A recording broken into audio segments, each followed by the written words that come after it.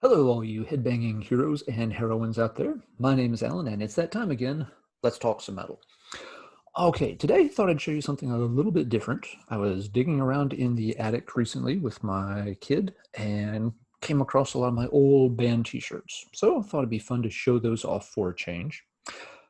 To start off with, I don't have a huge pile of heavy metal shirts anymore. Several years ago, I sold a lot of them off on eBay. Here's the deal. I wasn't wearing them on a regular basis anymore.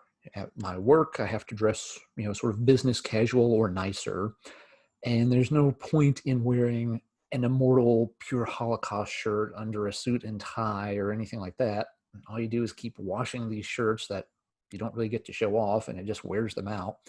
So I'd set pretty much all my heavy metal shirts aside years ago. They were literally in a footlocker in the attic. But then it's been many years ago now, someone pointed out that a lot of these old shirts were actually worth money. When I got to looking around on eBay and realized, oh, geez, I have some of these. I can let them sit there in a trunk, take them out once a year or so and look at them, or I can sell them, generate a little cash, and they can go on to somebody else who might be able to enjoy them or wear them more frequently than I do. So yeah, I thinned out my shirt collection a lot years ago. What did I sell? I had a decent stack of black metal and death metal shirts I had gotten back in the 90s.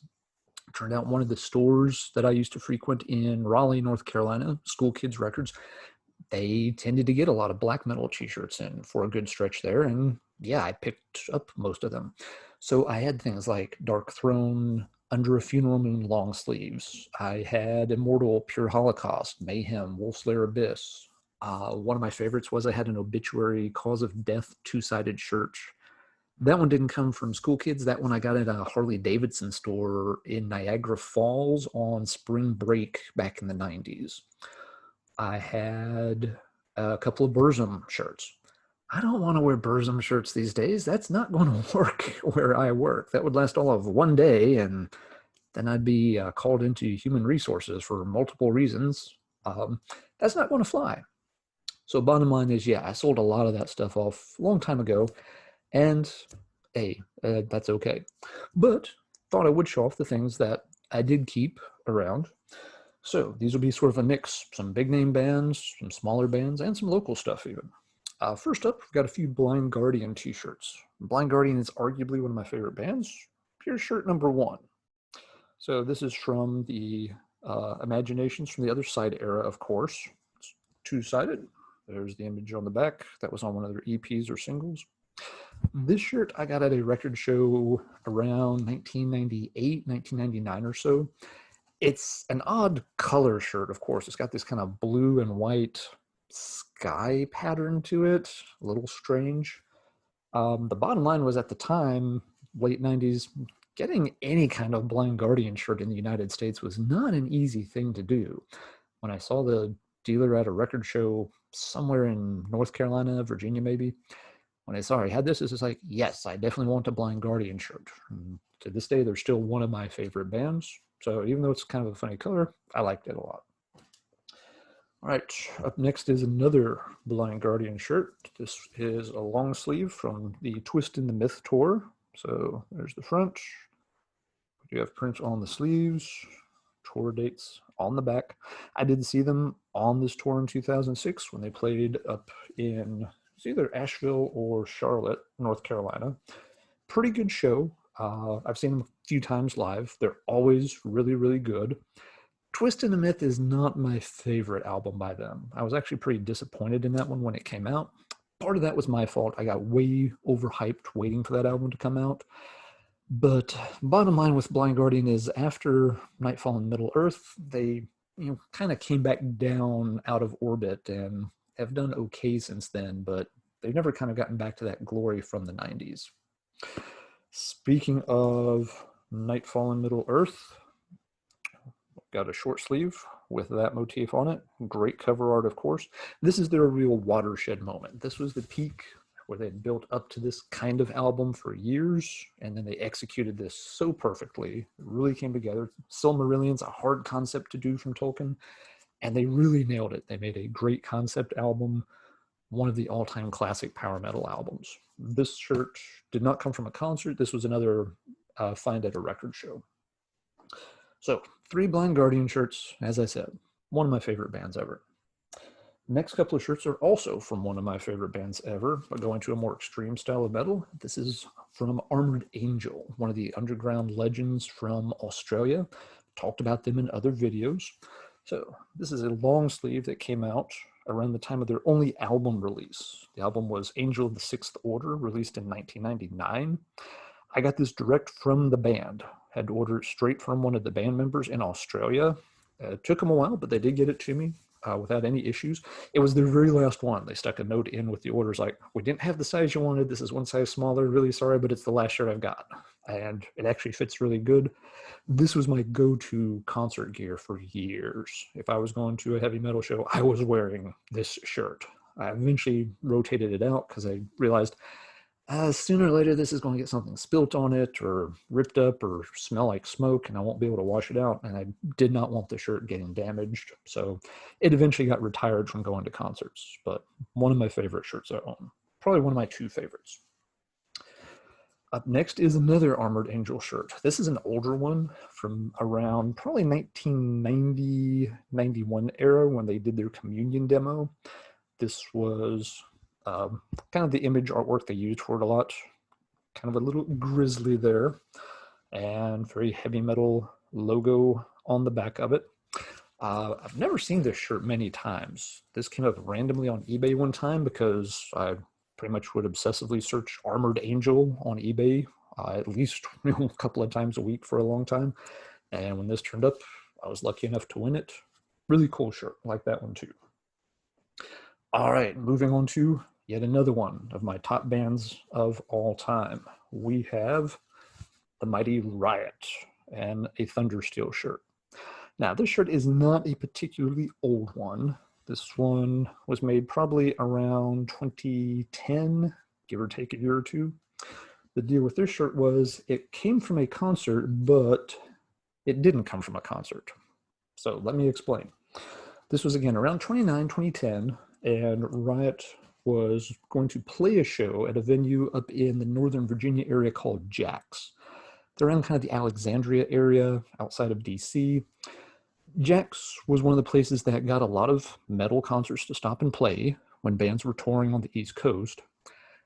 They didn't have the best reputation for putting on good shows, though. Jack's was always pretty iffy whether the show was going to happen or not, whether the band would have PA issues, or if things would just fall apart at the last second. So I was living in South Carolina at the time. Some buddies from North Carolina and West Virginia wanted to go to the show, and they were trying to talk me into going with them. It's like, dude, we got to go see RIOT. This was, again, Mark Reale was already pretty sick at this point. Folks were like, we really got to go check this out. And it broke my heart, but I turned them down. I really wanted to go, but it was going to be like a 10-hour haul for me from South Carolina just to meet up with them and make it. So I was looking like having to miss 2 days of work, and it was at Jack's. And if it had been a better venue, a place that was more reliable, had a better reputation, I might have gone for it. But the fact it was going to be at Jack's, just like, I know my luck. We'll spend a day driving up there, get there with no sleep and a mess of traffic. And Jax is going to be like, RIOT? Who's RIOT? We don't know anything about any RIOT. There's no concert tonight. And it's going to just be a huge cluster. So it broke my heart, but it's like, guys, I cannot do it. So I didn't. Scott and Josh, they went on to the show, and sure enough, no concert ever occurred. Total bummer. There was a little silver lining that came out of it, though. Once it was clear nothing was going to happen at Jack's, because Jack's, the band put on their Facebook page that, sorry folks, show is off. We're going to the Waffle House. If anybody would like to come hang out at this Waffle House, here's where we're going to go get some food and hang out in the parking lot. And so Scott and Josh, they tracked the band down and got to hang out with them, said they were super cool about everything. Mark's health was an issue. It may have been one of the problems that night. It wasn't the only issue with the show being called off that night. But the band was, they said, extremely polite, hung out, took pictures with anybody who was there and wanted a picture or wanted to chat. The band was very, very accommodating. When Scott asked, can we get a couple of shirts? I've got a buddy back in South Carolina that really wanted one. They said, absolutely no problem. They opened up the trailer, dug stuff out. I mean, to sell a few little nothing t-shirts after you just lost your concert, they could easily have said, hey guys, we don't really want to go digging through the trailer for one or two shirts. But no, they said they were really classy about it, did everything they could to accommodate the fans who were bummed out that the show didn't happen. So that's where I got my RIOT shirt from. Scott mailed it down to me, didn't charge me a dime for it, didn't even want anything for it. So Scott, if you're still out there, email me. I haven't heard from you in ages, and thanks, I still have the shirt. All right, up next, another cool band, one of my all-time favorites. I guess it goes without saying most of these are my favorites. I wouldn't have shirts by them. We have, everybody should know what this is just by glancing at the artwork. Kirith Ungol, King of the Dead artwork, with, gotta love the flaming Omega kneeling skeletons on the back of the shirt. This is another record show find from the late 90s. I've always loved this band since the first time I heard them. As soon as I saw that shirt, I'm like, yep, that's going home with me. This one is getting a little faded, a little cracked on the design on the front because I've worn the heck out of this shirt. All right, up next is probably tied with that Armored Angel long sleeve for most favorite shirt. This is Misfits. And this is one of the shirts from their reunion tour in spring of '96. So this is after the band had recruited Michael Graves and Dr. Chud and went back on tour for the first time in ages. And I got to see them in Detroit, St. Andrews Hall, in May of that year. Me and some couple of friends went up as the weekend after our classes were finished for the semester, and got this shirt at the door and love it to death. There's one problem with this shirt. This is a heavy, heavy weight t-shirt. It's heavy fabric, and the design on this is really thick. This shirt weighs a lot for a t-shirt, so it is hot to wear this shirt. And yes, the Misfits logo did originally glow in the dark. Don't think it is doing that quite so well anymore, but it's one of the cool shirts, one of my all-time favorite bands. Love that I got to see them live several times. No, it wasn't the Danzig era, but I like the Graves era too, and they tore the place down. The crowd literally almost tore the place down too. By far the most insane concert I've ever gone to in my life. Maybe we'll talk about that in another video sometime. All right, the next set of shirts here are from some new wave of British heavy metal bands. Now, these are not vintage shirts from the early 80s. I want to make that clear. These are shirts that were made in the mid-2000s. There was somebody on one of the heavy metal forums back then who was getting into the silk screening process and was trying out some simple designs on a very small, limited basis, just really almost as practice shirts while he got the hang of how to do these things. And so he had got some high-resolution scans of some new wave of British heavy metal sleeve designs, and would make like, maybe 10 to 20 of each and sell them to some folks on the forums. And being a new wave of British heavy metal fan, yeah, I picked up several of them. So first up, we've got a shirt for Virtue, We Stand to Fight, one of the really highly regarded singles from that era. Little thing about this shirt that some folks were disappointed in, if you know the single, you know that the print is black on yellow, and the shirt is black on white. And a lot of folks were like, shouldn't it be a yellow t-shirt? In theory, yeah, that would look really cool, but again, the guy was just learning the trade. He wasn't really thinking about trying to, make them perfect or match up the original sleeve colors or anything. He had the design, just pressed it. I think it looks really good on the white shirt. It's pretty cool. But yeah, it would have been probably cooler, and he probably would have sold a few more if it was on yellow. Great single, great band. Next up, another one he did with black print on white is the Mindy's Prey picture sleeve on the borderline. I've talked about this single in another video. It's one of my favorites. On any given day, I might say this is my favorite new wave of British heavy metal single. And this is another one where people complained a little bit about the color, because on the picture sleeve, the bird in the print is in kind of a bright blue on a white sleeve. So we got the shirt color right this time, but not the print color. But again, I'm not going to bust the guy's chops. It was really just a small print run for him to get the hang of things. And I was more than happy to have a Mindy's Prey t-shirt, whether it's black or blue or whatever color he used. Next up, we got a few more of these new wave of British heavy metal ones.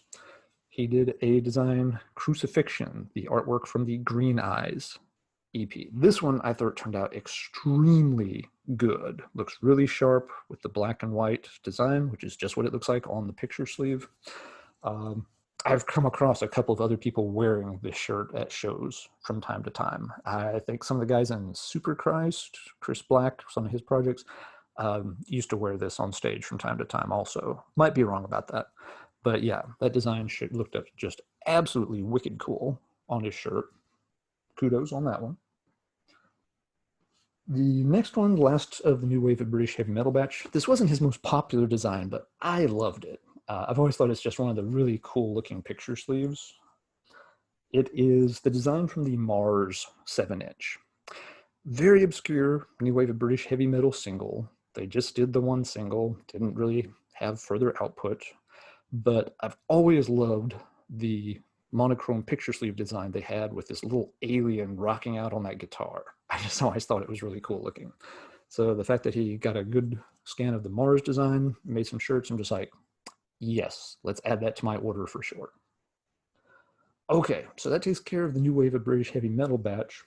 Last couple I've got here are from sort of smaller bands you may or may not have heard of. We've got an Aries Kingdom shirt. Aries Kingdom did a couple of really good albums, kind of a blackened death metal style. I knew one of the guys who was playing with them. They did a couple of small tours around and made this shirt for one of their tours. I want to say the tour was either canceled or cut short. I don't think it quite went off as planned. And so they had a lot of these extra shirts after the tour that they were still trying to do something with. They had them at a discount price. I liked the guys. I thought the albums were pretty good. Aries Kingdom, if you haven't checked them out, yeah, they're worth a listen for sure. I liked the design a lot. I thought it looked really cool and different having the gold print on the black shirt. So I was more than happy to help them out and pick one of these up. All right, we're getting close to the bottom of the stack. This is a really obscure one. So anyone from Northwest Ohio, here's one you may recognize from back in the day. This is a shirt for 5-Story Fall. All right, and the design on the back. The deal with 5-Story Fall, if you were in the northwest corner of Ohio, around the Toledo area, in the early to mid 90s, there was not much of a heavy music scene going at all. The one band from around that area, I think they were technically from Bowling Green, which is a town just south of Toledo, was Charlotte's Web. And Charlotte's Web was pretty cool. I liked them a lot. They were sort of a crossover thrash band, but leaning towards the heavier end of thrash as well. They were led by a pretty charismatic female guitarist named Charlotte's Web Swenson. Good musician, had a good little band going. They did a couple of demos. One came out in 93, and I think the other one came out just a year or two later, 94 probably. And then they ended up changing the band name. I don't remember if it was lineup issues was the problem or if they just felt like they needed a fresh start. Let's face it, by the mid-90s, the crossover thrash vibe was not getting any love from the general public. So they reinvented themselves as 5-Story Fall. They put out at least one EP. I got to see them play live up in Toledo once. They put on a good live show. Music was similar in style, but had moved a little bit more towards that sound that was popular in the United States in the mid-90s, going a little bit more towards the, Panteras and Biohazards of the world. So I didn't like it quite as much as the Charlotte's Web material, but it was understandable that they needed to change something to move forward. So I got 2 5-Story Fall t-shirts. The other was a white design with black print. I wore that one out long ago. But the green one, I think, would actually belong to my girlfriend at the time, and she never wore it very much, and eventually just ended up giving it to me, and I still have it to this day. There's one more shirt in the stack here. It's not exactly another metal band, but what the heck. It's also still a fun one. Finally, we get to the end of the stack. This is, of course, pro wrestling shirt from when The Rock was in his heyday. This is from a show they did in Fayetteville back in the early, probably has the date on it. Yeah, August 20th, 2002. My friends and I, yeah, we used to go to pro wrestling shows. My wife and I used to even go to some of the smaller circuit ones and stuff. We always had fun with it. The big deal with this was not just getting to see The Rock in person, and whether you liked pro wrestling or not, Dwayne Johnson was an incredible entertainer in the ring. This shirt and this event, this was filmed live for, was it? It was either filmed live for Raw or SmackDown, so it was a big event, had a big card. And this was leading up to one of their pay-per-views. It was going to be the last thing they televised before one of their big pay-per-view events. I don't remember which one. If it was in late August, it might have been SummerSlam. And the feud building all summer was The Rock and Brock Lesnar. And at this show, The Rock absolutely just pummeled Lesnar, which we all love to see. Never got into Brock Lesnar as a wrestler. So it was fun. However, it was also the last sort of, show The Rock did for a long time. Going in, it was setting up that the pay-per-view, Lesnar was going to squash The Rock pretty hard, and The Rock was going to disappear for a while because I believe that was when he was going to start filming for the Scorpion King. So this was really sort of The Rock's swan song performance at a WWE event, other than the pay-per-view that weekend. And then he was, he'd be off for several months filming, come back, do a short stint, move on, do another film. So this was kind of, the end of his big, strong run of being on the show, as a consistent top-tier performer. So it was in the stack. Thought I'd throw it in there because kind of a fun one that tied into other fun stuff I used to do. All right, so I've talked long enough. Now, let's talk metal in the comments down below. What's your favorite heavy metal shirt that you still own? Have you still got all of your shirts, or have you lost or sold some of them along the way? Is there a shirt that you wish you had picked up, but you passed on it, and you're always like, man, I didn't get a shirt at that one show, and it still haunts me to this day? Leave a comment below. Let me know what you think, and I'll talk to y'all again soon. Everyone take care.